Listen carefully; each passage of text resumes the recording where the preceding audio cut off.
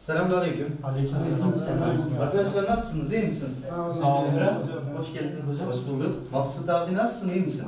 Abdurrahman abi. Hoş geldin, sefa geldin. Salih abi. Hoş geldin hocam. Ayhan abi. Hoş geldin Safari, Allah razı olsun. Hocam hoş geldiniz. Recep Teşekkür abi. ederim. Hoş geldin hocam, Allah razı olsun. Ali abi iyisiniz. Evet, Ben Nesr Alaki. başlayalım. Euzu billahi mineşşeytanirracim. Evet. Bismillahirrahmanirrahim. Vızrak. Dikkat edelim. Vızrak. Ha. Ellezî Evet. en والنهار Evet. والنهار إذا جلاها Evet.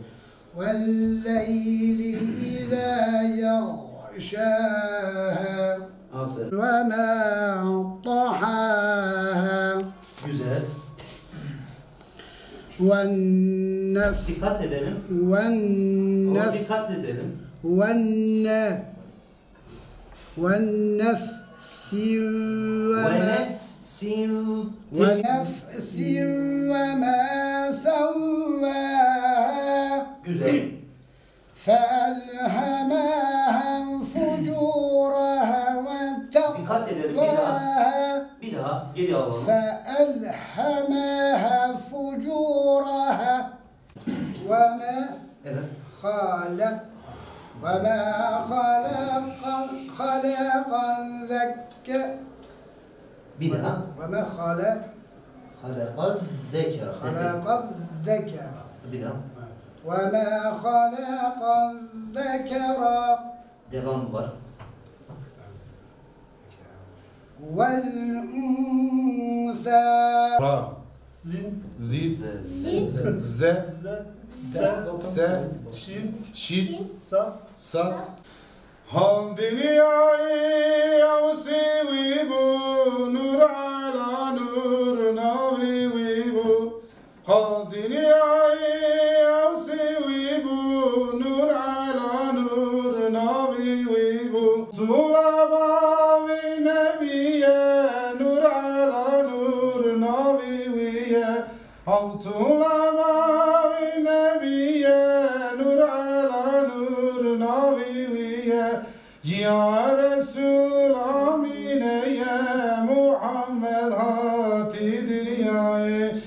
Selatullah, selamullah aleyke ya Resulallah. Muhammed Resulü Hıda, şifakaşe Habiballah.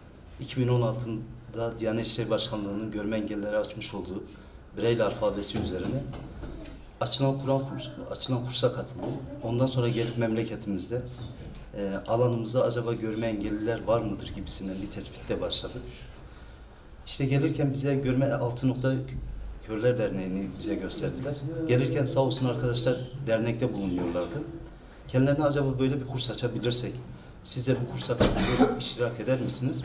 Baktık ki arkadaşların gerçekten de böyle içten, samimi duygularla eğer böyle bir kurs açılırsa biz katılmak isteriz. Bundan önceki dönemlerde biz Kur'an okumak isteyenleri başka illere gönderiyorduk dediler. Ve biz de geldik. Neticede gelirken Cenab-ı Hak devletimize zeval vermesin. Başkanlığımıza zeval vermesin. Biz müftülüğümüze, özellikle müftülüğümüzle koordineli bir şekilde ilk önce başkanlığımızdan lazım olacak elif bağları istedik. Elif bağlar geldi. Ondan sonra arkadaşlar ilk dönemde bayağı bir zorlandılar. Zorlanmaları doğaldı. Çünkü şöyle bir şey düşünelim. Her bir harfin bir kodu var ve bu kodların tamamını ezberlenmesi lazımdı. İlk başta arkadaşlardan acaba yapabilirler mi, edebilirler mi? Ara ara böyle bu düşünceler içerisindeyken arkadaşların gün geçtikçe azim göstermeleri, arkadaşların samimiyet göstermeleri, yaş itibariyle kiminin yaşı çok fazla, 50'nin üzerinde olması, kiminin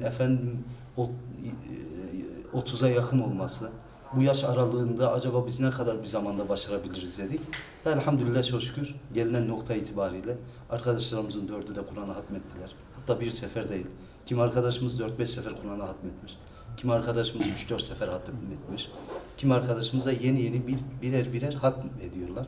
Evet, bu Kur'an-ı Kerim önce de biz aynen bu şeye de devam ediyorduk. Bazı arkadaşlarımızı, görme engelli arkadaşlarımız Kur'an-ı Kerim kursuna gönderiyorduk. Braille alfabesiyle. İstanbul'a gönderiyorduk, Konya'ya gönderiyorduk. Tamamıyla yeterli ders alamıyorduk. Allah sizden, müftümüzden razı olsun. Bu hocayı buraya gönderdi. Hocamızla tanıştık. Bu derse, bu şeye olduk. Bu Kur'an-ı Kerim Cenab-ı Allah herkese nasip etsin. Bize de nasip oldu. Bizim olmayan yani okumayan arkadaşlarımıza da nasip olsun inşallah. Ahır'a yeni taşındık. Arkadaşlarımız şöyle dediler, burada hocamız Kur'an kursu veriyor diye. Bende de bayağı bir heyecan oluştu. Yani hiç Kur'an'ı bilmediğim halde sanki biliyormuşum gibi bir heyecanla başladım.